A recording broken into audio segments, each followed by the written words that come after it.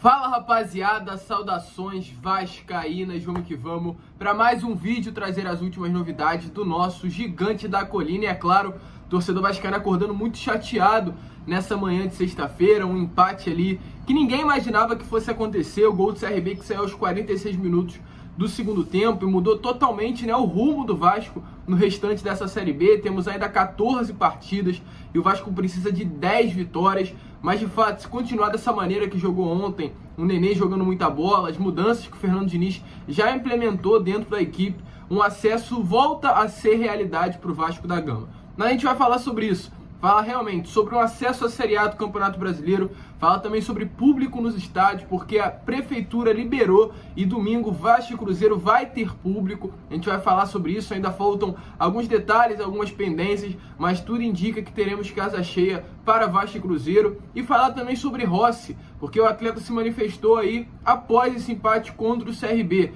Realmente, a cada dia que passa, o Rossi demonstra que é um torcedor vascaíno de verdade. E deixe sua opinião se você acha que o Rossi teria espaço aí nesse time do Vasco da Gama. Mas vamos lá, sem muita enrolação. Antes de começar, eu só quero pedir aqui o seu like, o seu comentário, o seu compartilhamento, a sua inscrição. Se inscreva no canal para que esse canal possa crescer e chegar a cada vez mais vascaínos. Então aperte aqui o botãozinho no like e no botãozinho vermelho que está escrito inscrever-se. E com relação a Vasco da Gama, ontem tivemos aí Vasco e CRB. O CRB, como eu já falei no início do vídeo, fez o gol do empate aos 46 minutos do segundo tempo. Um gol ali realmente numa falha totalmente defensiva, uma falha do Leandro Castanho e do Ricardo Graça, uma falha do Leonardo Matos, porque a jogada se iniciou por aquele lado de campo, uma falha também do Bruno Gomes, que perdeu a bola, muitas pessoas inclusive reclamando de falta. É um lance duvidoso, mas é um lance que fica a critério do juiz. Eu não vou colocar dessa vez a culpa e a responsabilidade no VAR, porque o mole, para mim, o erro foi muito mais individual dos atletas que estão vestindo a camisa do Vasco do que do próprio árbitro de vídeo.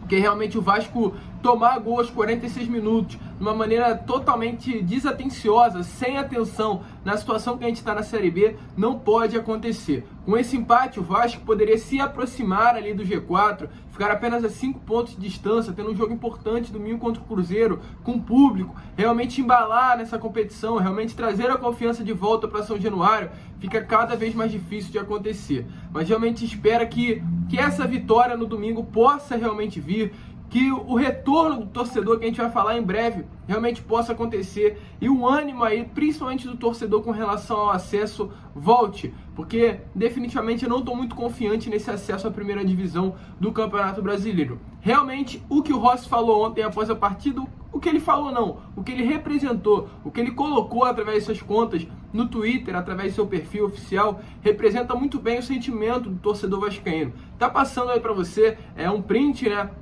da rede social do Rossi, onde ele colocou exatamente isso, um emoji de palhaço. O emoji saiu aí às 8h59 da noite, logo após o término da partida, segundos após o término de CRB e Vasco da Gama, e o Rossi colocou esse emoji aí de palhaço, representando de fato o sentimento de todos os torcedores vascaínos. Um Vasco que jogou o primeiro tempo muito bem, a estreia do Fernando Diniz e a estreia do Nenê, inclusive tá passando aí para vocês o gráfico do Nenê da partida, o mapa de calor. O atleta atuou muito bem, jogou muita bola, foi o melhor da partida. Além do gráfico, tá passando aí os dados dele, ele teve 78 minutos jogados, 76 ações com a bola, 2 passes decisivos, 3 chutes, sendo 1 no gol, sofreu 4 faltas, deu 2 cortes, venceu 5 duelos, acertou 3 de 6 cruzamentos e teve uma nota aí de 7.5, sendo a maior do elenco do Vasco. Então é um jogador que vai ser importante. É claro, fica difícil o acesso demais, muito difícil, mas a gente ainda acredita, eu ainda acredito, dependendo de uma vitória domingo contra o Cruzeiro, nas próximas partidas também, o Vasco sendo regular, a gente pode começar a acreditar no acesso. A situação está muito difícil, realmente, só um milagre agora consegue colocar o Vasco na Série A do Campeonato Brasileiro. Porém, com a chegada do Diniz, jogando da maneira que jogou esse primeiro tempo ontem contra o CRB, a situação pode começar a mudar e a gente realmente voltar a acreditar num acesso à Série A do Campeonato Brasileiro, principalmente com relação ao Nenê, pois após a saída do jogador ontem contra o CRB, o Vasco foi outro. A gente vai voltar a ter o que a gente tinha lá em 2015, 2016 e 2017, a famosa Nenê dependência, porque realmente ontem ficou claro que o Vasco vai sentir falta quando o Nenê não estiver dentro de campo. E além disso, Com esse resultado, o Vasco agora, né, após as 3 partidas que abriram a rodada ontem, Vasco, CRB, Cruzeiro e Operário e Remo e Náutico, se eu não me engano, o Vasco segue na 10ª colocação da Série B do Campeonato Brasileiro, a 8 pontos dos 4 primeiros colocados, do G4 da Série B, com uma situação que não vai ser alterada até o fim da rodada, pois os times que estão à frente do Vasco e abaixo do G4 não vão conseguir chegar ali entre os 4 primeiros colocados. E o Fernando Diniz, após a partida, falou sobre o que ele acha do acesso, que ele falou sobre o que aconteceu com relação ao vestiário, o clima que acabou ficando no vestiário após esse empate. E é claro, vai passar aí para vocês as falas do próprio Fernando Diniz sobre o que ele achou da partida e se ele ainda acredita no acesso à Série A do Campeonato Brasileiro. Então, o clima no vestiário era de frustração, mas também de alento de saber que o time é um grande time, que tem grandes jogadores, que pode jogar muito bem, que pode vencer os jogos e que pode conseguir o acesso, e esse é o nosso único objetivo, fazer de tudo para o time subir. Essa é a missão que eu vim para cá, o objetivo, a tarefa que a gente tem pela frente. E eu falei da minha entrevista, igual o hino do Vasco fala, vamos todos cantar de coração, vamos todos jogar de coração. E o time jogou de coração. Os jogadores fizeram coisas que não eram habituados a fazer. Então é isso, né? Fernando Diniz muito apegado ao hino do Vasco. Vamos todos cantar de coração e a gente vai cantar junto, com certeza. E falando em cantar, a gente já vai falar sobre o público. Mas antes, eu quero aqui falar sobre o Miranda, né? Porque ontem, antes da partida aí, horas antes, o torcedor foi completamente surpreendido com a suspensão oficial. O Miranda tá suspenso, vai ficar um tempo fora do Vasco, vai ficar um tempo não só fora das partidas, mas também fora dos treinamentos. O Miranda aí foi afastado pela unidade disciplinar da Conmebol, porque durante aquela partida entre Vasco, Defensa e Justiça, na Sul-Americana lá do ano passado, foi detectado antes do início do jogo uma substância diurética proibida. E por conta disso, né, ele acabou sendo pego no exame antidoping realizado lá no ano passado. Então, com isso, ele está suspenso, está afastado tanto das partidas do Vasco quanto dos treinamentos. Ou seja, o Vasco agora conta para o seu sistema defensivo com o Leandro Castan, o Miranda, o Valber.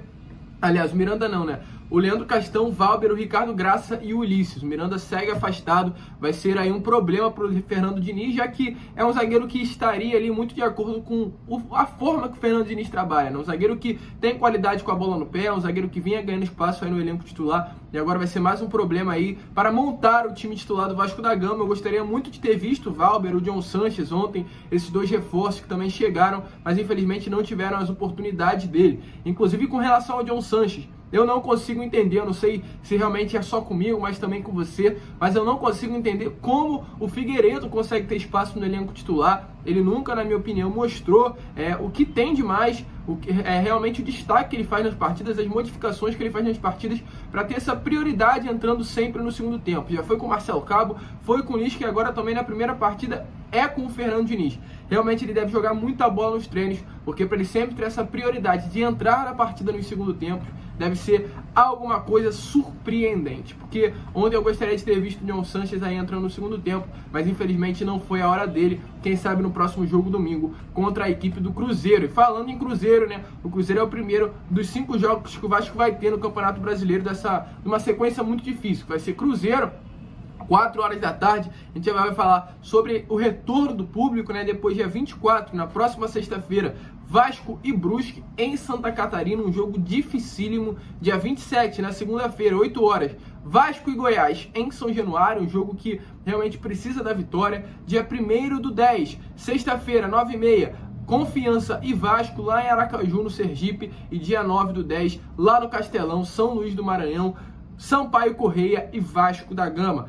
5 jogos dificílimos: Cruzeiro, Brusque, Goiás, Sampaio Correia e Confiança. E o Vasco precisa aí de pelo menos 4 vitórias nessas próximas 5 partidas. E com relação, é claro, ao próximo jogo, retorno de público, porque hoje, pela parte da manhã, a prefeitura aí liberou, né, através do seu secretário de saúde do Rio, Daniel Sorans, confirmou e liberou os públicos, os torcedores voltarem ao estádio aí nesse jogo do próximo domingo entre Vasco e Cruzeiro. O São Januário está liberado aí para ter o retorno do público, um retorno aí que vai ter a capacidade de até 50%. O São Januário, que tem ali a capacidade de 23 mil, poderá ser colocado até 11.500.